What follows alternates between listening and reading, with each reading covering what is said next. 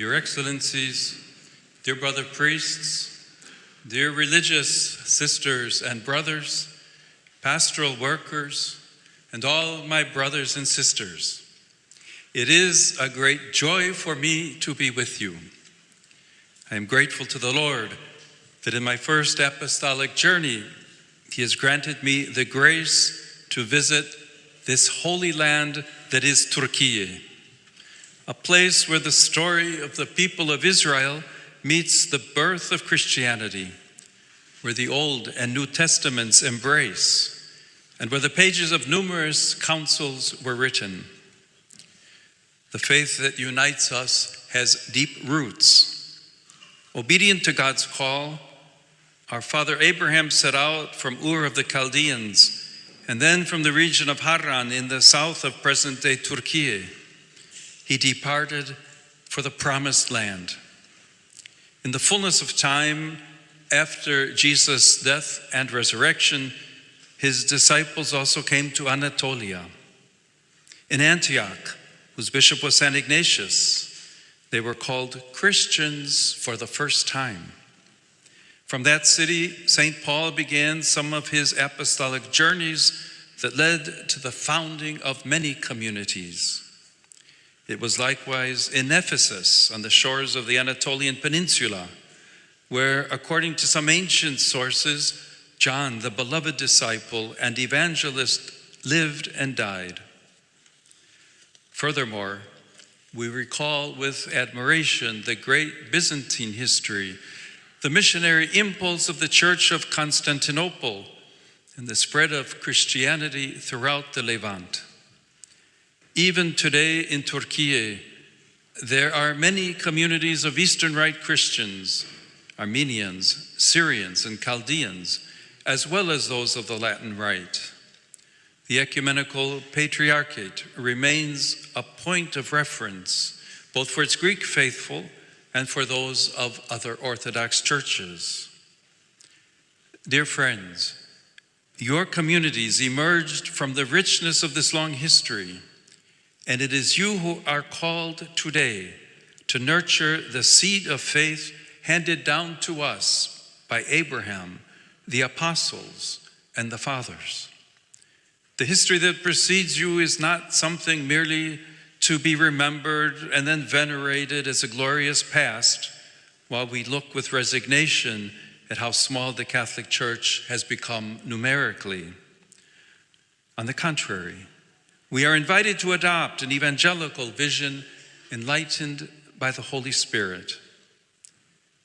When we look with God's eyes, we discover that He has chosen the way of littleness descending into our midst. This is the way of the Lord, to which we are all called to bear witness. The prophets announce God's promise by speaking of a small shoot that will spring forth. Jesus praises the little ones who trust in Him. He teaches that God's kingdom does not impose itself with displays of power, but grows like the smallest of all seeds planted in the earth. This logic of littleness is the Church's true strength. It does not lie in her resources or structures, nor do the fruits of her mission depend on numbers, economic power, or social influence.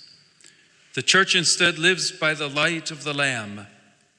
Gathered around Him, she is sent out into the world by the power of the Holy Spirit. In this mission, she is constantly called to trust in the Lord's promise. Do not be afraid, little flock, for it is your Father's good pleasure to give you the kingdom.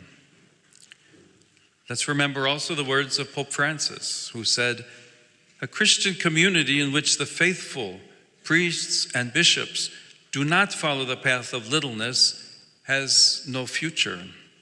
The kingdom of God sprouts in small things, always in what is small."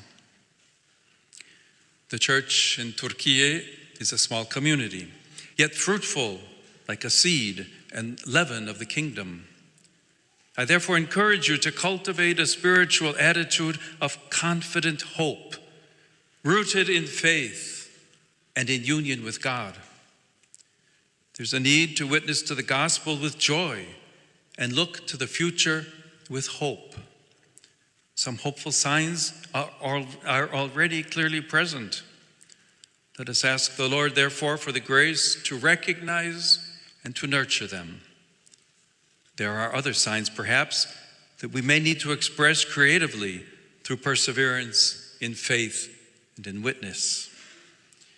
Among the most beautiful and promising signs, I think of the many young people who come knocking at the doors of the Catholic Church with their questions and concerns. In this regard, I urge you to continue the good pastoral work that you are doing. I also encourage you to listen, to accompany young people, to give special attention to those areas where the Church in Turkey is called to serve. Ecumenical and interreligious dialogue, transmitting the faith to the local population, and pastoral service to refugees and migrants. This last aspect deserves special reflection. The significant presence of migrants and refugees in this country presents the Church with the challenge of welcoming and serving some of the most vulnerable. At the same time, this Church itself is made up largely of foreigners, and many of you, priests, sisters, and pastoral workers, come from other lands. This calls for a special commitment to enculturation so that the language, customs, and culture of Turkey become more and more your own. Moreover, the communication of the gospel always passes through such enculturation. I would also like to recall that it was in this land of yours that the first 8 ecumenical councils were held. This year marks the 1700th anniversary of the First Council of Nicaea, a milestone in the history of the Church, but also of humanity as a whole. This ever-relevant event puts before us several challenges that I'd like to mention. The first is the importance of grasping the essence of the faith and of being Christian. Around the Creed, the Church at Nicaea rediscovered its unity. The Creed is not simply a doctrinal formula. It is an invitation to seek, amid different sensibilities, spiritualities, and cultures, the unity and essential core of the Christian faith centered on Christ and on the Church's tradition. Nicaea still asks us, who is Jesus for us? What does it essentially mean to be Christian? The Creed, unanimously professed together, becomes a criterion for discernment, a compass, the center around which our beliefs and actions must revolve. In speaking about the connection between faith and works, I would like to thank the international organizations for their support of the Church's charitable activities, especially for the help offered to the victims following the earthquake in 2023. Here I would single out Caritas Internationalis and Kirche in Not. The second challenge is the urgency of rediscovering in Christ the face of God the Father. Nicaea affirms the divinity of Jesus and his equality with the Father. In Jesus, we find the true face of God and his definitive word about humanity and history.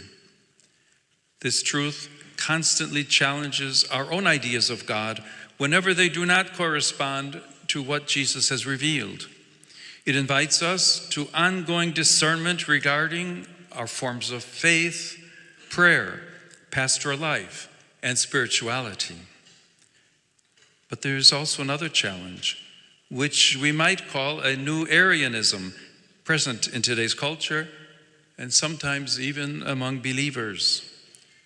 This occurs when Jesus is admired on a merely human level, perhaps even with religious respect, yet not truly regarded as the living and true God among us. his divinity, his lordship over history is overshadowed. And he is reduced to a great historical figure, a wise teacher, or a prophet who fought for justice, but nothing more. Nicaea reminds us that Jesus Christ is not a figure of the past. He is the Son of God, present among us, guiding history toward the future promised by God. Finally, the third challenge is the mediation of faith and the development of doctrine. In a complex cultural context, the Nicene Creed expressed the essence of the faith through the philosophical and cultural categories of its time. Yet only a few decades later, at the First Council of Constantinople, we see that it was further deepened and expanded. Thanks to this doctrinal development, there emerged a new formulation, the Nicene Constantinopolitan Creed, that we profess together in our Sunday liturgies.